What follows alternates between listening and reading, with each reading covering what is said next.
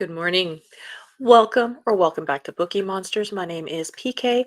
It is Monday again, October the 21st, and we are here to look at the new releases that have been set free this week. They have been published this week, and we are going to look at as many as possible in different genres. On Mondays, we look at cozy mysteries. On Tuesdays, we look at mysteries and thrillers. Wednesdays, we look at romance. Thursday, we look at fantasy and sci-fi. And Friday is Freeform Friday. We look at whatever I want to look at. Frequently, it is more cozy mysteries because there's always a lot of them. Good morning, Kim. Hope you had a good weekend. Hi, Elena. Good morning. I got 9 books. Yes. Oh my goodness. So I'll organize my new books that I just got yesterday from the open books in Cochrane and Simi Valley. Oh, what good treasures. And right now I have work this morning. Okay. I have work later too. All right, let's jump in. Quick announcements. I don't have any sprints tonight. I believe it might be on storms. I'm not sure. All right. We've got some names to start off with this week in cozies.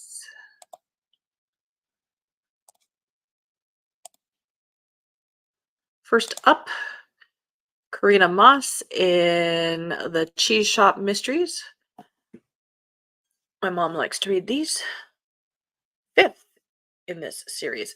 The small town of Yarrow Glen's neighbor, Lockwood, hosts an annual Labor Day weekend bash, Dairy Days, and Willa Bauer and her cheese shop, Curds and Whey, refuse to miss out on the fun. Willa is thrilled to celebrate her favorite thing. She is a cheesemonger, after all, and this festival goes all out. Butter sculptures, goat races, cheese wheel relays, even a Miss Dairy pageant. Too bad the pageant runner, Nadine, is treating Dairy Days prep like it's fondue or die, is putting everyone around her on edge. When Willa finds Nadine's dead body under years' worth of ceramic milk jugs, the police aren't sure whether the death was an accident, but fingers are pointing at Willa's employee, Mr. Schultz, who steps in to help the pageant after Nadine's death. Someone wanted Nadine out of the way, and Willa is going to find out who.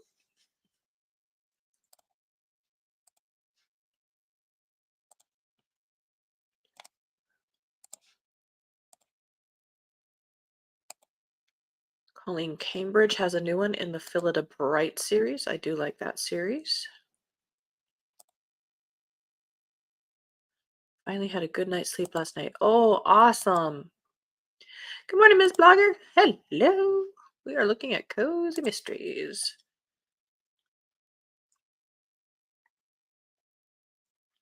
Murder Takes the Stage, 4th in this series. Housekeeper Phillida Bright is quite in her element at Mallowan Hall, the charming English manor that she keeps in tip-top shape. For contrast, the bustling metropolis of London, where her famed employer Agatha Christie has temporarily relocated, leaves Phillida a bit out of her depth. Not only must she grapple with a limited staff, but Phillida also has to rein in a temperamental French cook who has the looks of Hercule Poirot, but none of the charm. When a man named Archibald Alston is found dead in an armchair on stage at the Adelphia Theatre, first impressions are that he died of natural causes. But the very next day, the unlucky actor playing Benvolio at the Belmont Theatre is found with his head bashed in. And when a third victim turns up, this time with double C initials, the fatal pattern is impossible to ignore.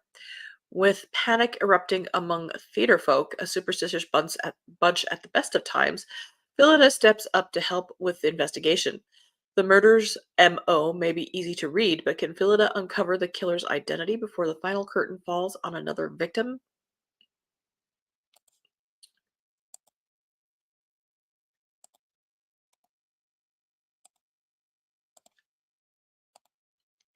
Murder on the Page.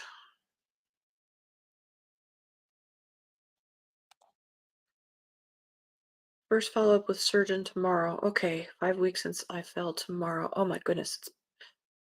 Surgery was 5 weeks Thursday. Wow.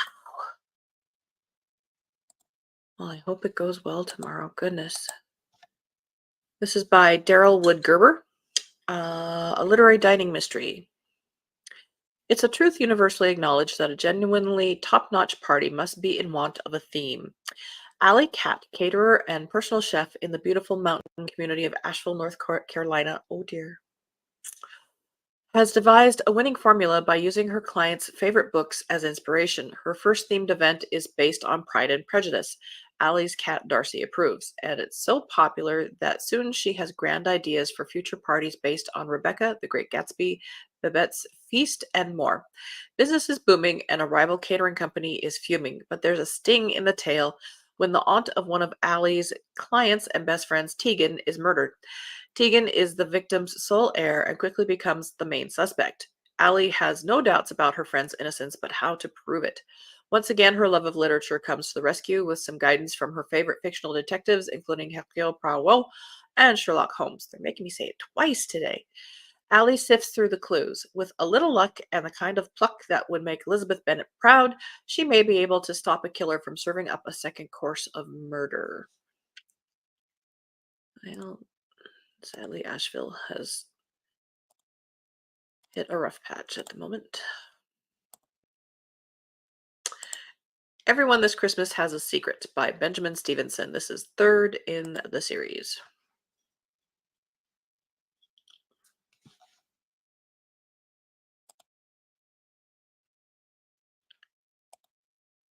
Hey Storm, how you doing?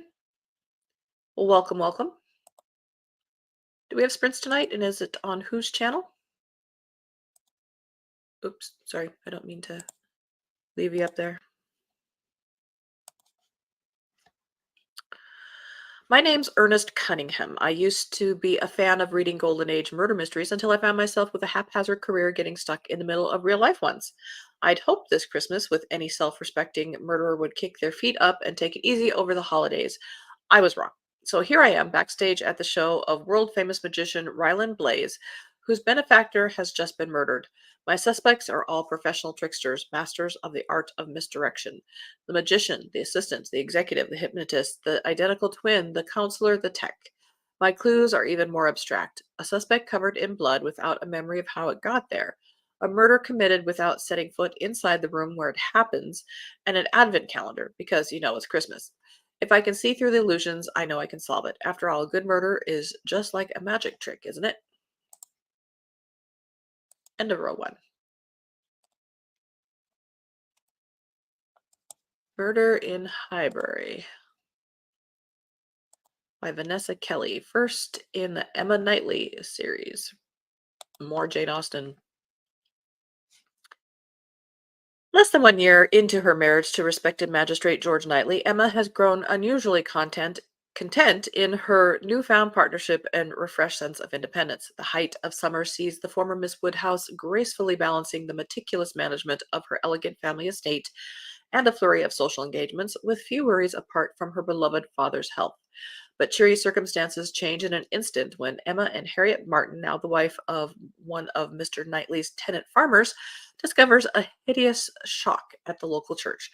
The corpse of Mrs. Augusta Elton, the vicar's wife, has been discarded on the altar steps, the ornate necklace she often wore stripped from her neck. As a chilling murder mystery blooms and chaos descends upon the tranquil village of Highbury, the question isn't simply who committed the crime, but who wasn't secretly wishing for the unpleasant woman's demise. It doesn't matter if there's mind crimes, it is the person who did it, so don't think about that. When suspicions suddenly fall on a harmless local, Emma, armed with wit, unwavering determination, and extensive social connections, realizes she must discreetly navigate an investigation of her own to protect the innocent and expose the ruthless culprit hiding in plain sight.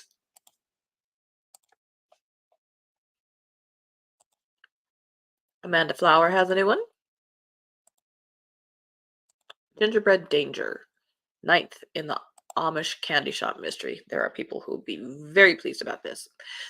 Amish candy shop owner and star of TV's Bailey's Amish Sweets, Bailey King, has a lot to be excited about. She's happily engaged to Aidan Brody, newly appointed county sheriff, and her candy factory is finally having its grand opening in Harvest, Ohio, just before Christmas. Bailey is ready to let the sweet celebrations begin.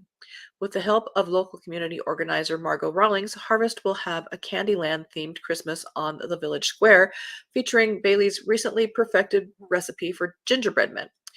When the big day comes, everything is going well until bitter news arrives. One of Bailey's Amish friends has been killed in an apparent accident just outside the candy factory. Aiden is promptly on the case with more than a little input from Bailey.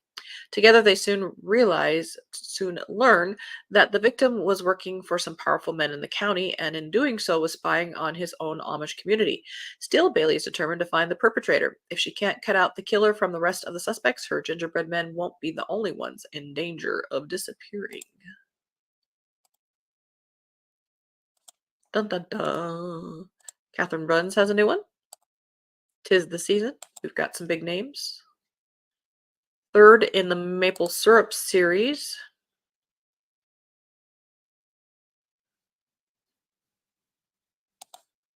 I think Tiffany's, but not sure. If I'm wrong, I will do some. I need to text her and see. Okay. Sounds good, Storm. Missed y'all last night. In the blink of a pie. Sometimes there's no one you can crust. Uh, it's Thanksgiving in Sugar Ridge, Vermont, and Layla Curry, manager of Sappy Endings Farm, is ready to usher in the holiday season by hosting a pie baking contest.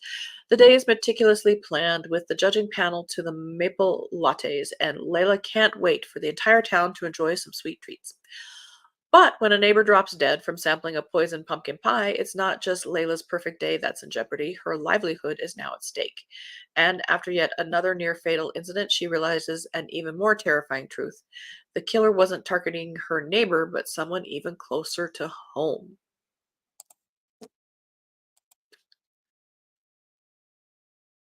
I would be safe from that scenario because I don't eat pumpkin pie.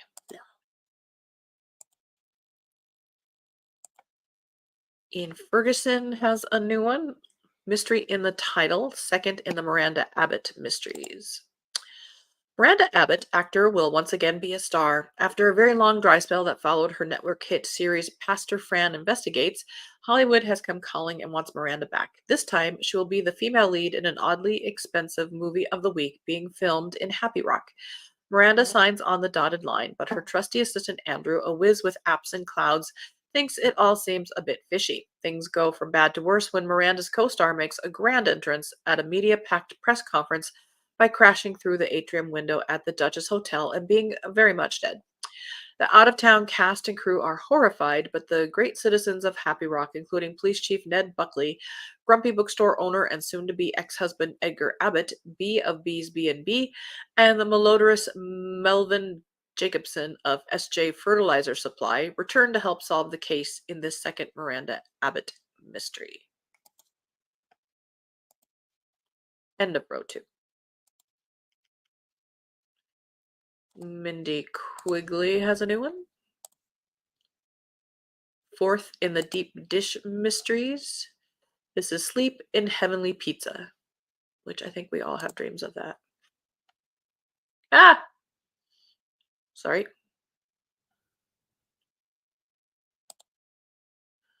Have a great day, everyone. See you this Friday and Saturday.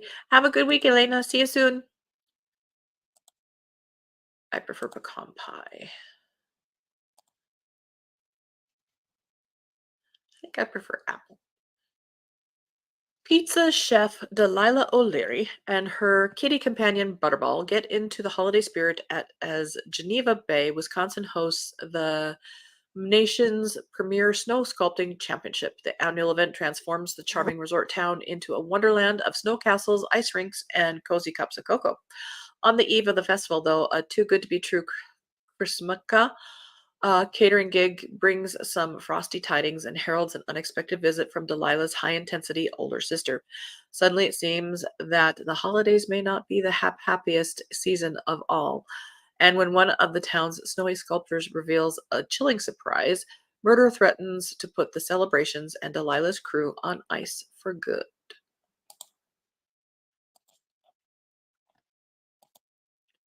Kate Carlisle has a new one. We got lots of new ones. 11th in the Fixer Upper Mysteries, The Knife Before Christmas. Christmas has come to Lighthouse Cove, but business hasn't slowed down for Shannon Hammer. She's been contracted To renovate a local hotel owned by the Garrisons, a family that's so devoted to the holidays, they serve a seven-course dinner every night from Thanksgiving through Christmas. Holy moly. Last year's festivities featured a train that transported guests around the breathtaking cliffside property.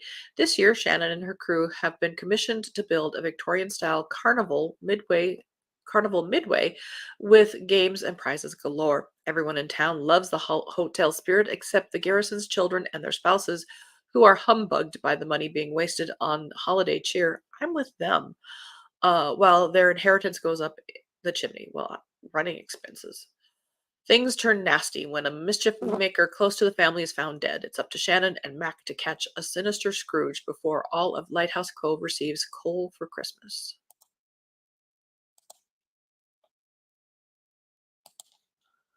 Sorry, I'm with the family on that.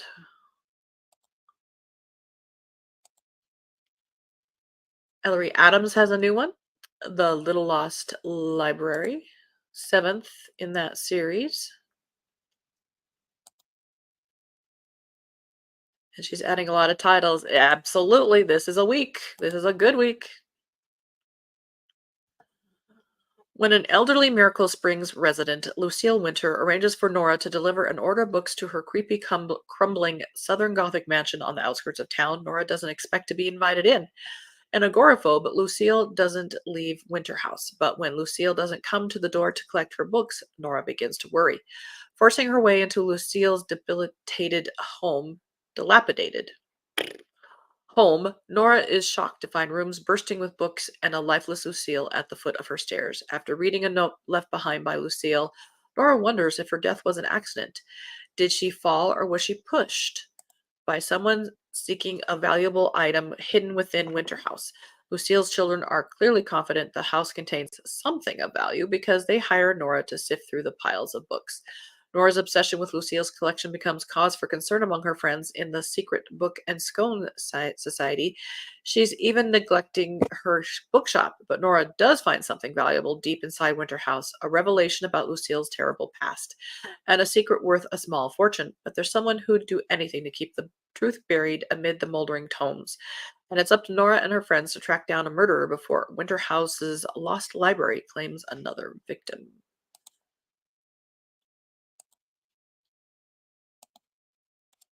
Holly Newman looks like a historical mystery here. Fifth, in the art of love, an artful decision.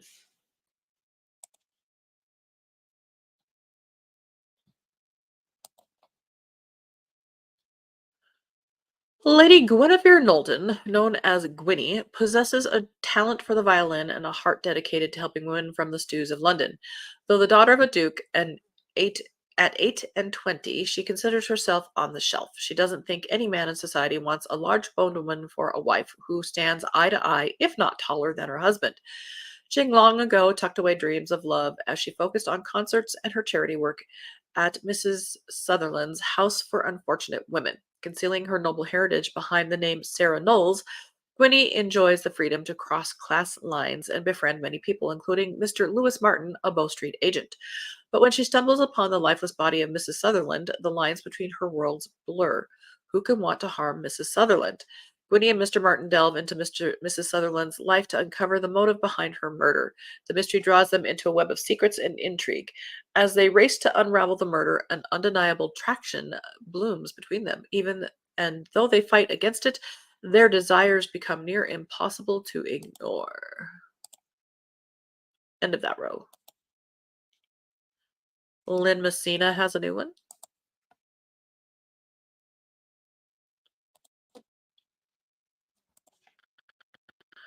A Lark's Release, fourth in that series, the Verity Lark mystery series. It's hardly surprising Verity Lark can't sleep at night with all the thoughts darting through her mind. Her recent stay in Newgate, her debt to Colson Hardwick, the horrible abuse suffered by the children at Fortescue's that her reporting on the orphan asylum several years earlier had failed to uncover. And then, of course, there are the shooting lessons she has promised to give to the Duchess of Kesgrave. Verity has spent 3 months cruelly mocking the former spinster for her investigative pretensions, and now she is obligated to teach the woman how to fire a deadly weapon. It is madness. Thank goodness she stumbles onto a forged antiquities ring when she visits the British Museum with Hardwick. Finally, something benign to focus her brain on. Alas, when a murder strikes close to home, threatening every member of her household, Verity realized just how grossly she misunderstood the situation. Far from harmless, the counterfeit scheme is in deadly earnest, and now she must figure out the identity of a ruthless enemy who doesn't care whom he hurts in his quest to eliminate her.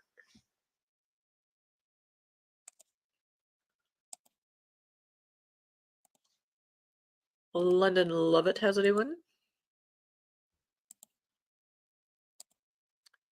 A Pie for a Pie, fifth in the Scotty Ramone mysteries.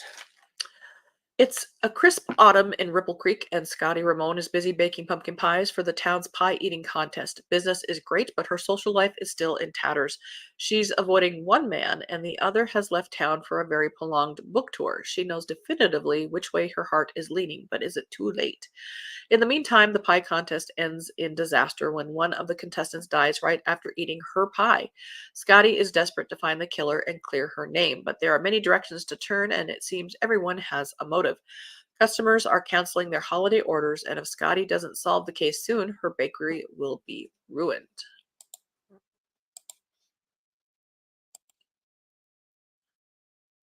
I'm going to put the link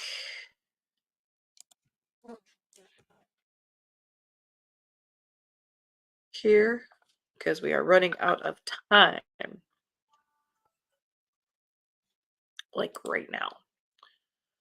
Let's see. Oops, oops, oops. Sorry. I need to try that Riley Adams series. It's the only one I haven't read. Oh, nice. That Lynn Messina appears to be in two different series. Okay. I think I've bought a couple of that series of Ellery Adams, but haven't read any. I do that quite a lot actually, myself. Like that cheese one. I've not read it. My mom has, but I will get to them eventually. Alrighty. Well, that is all we have time for today. I have to do two stops on the way to work. We have a truck to unload, so I have to go get donuts and I have to pick up the mail and blah blah blah. So I cannot linger. And I have been having problems with my YouTube. This Nope,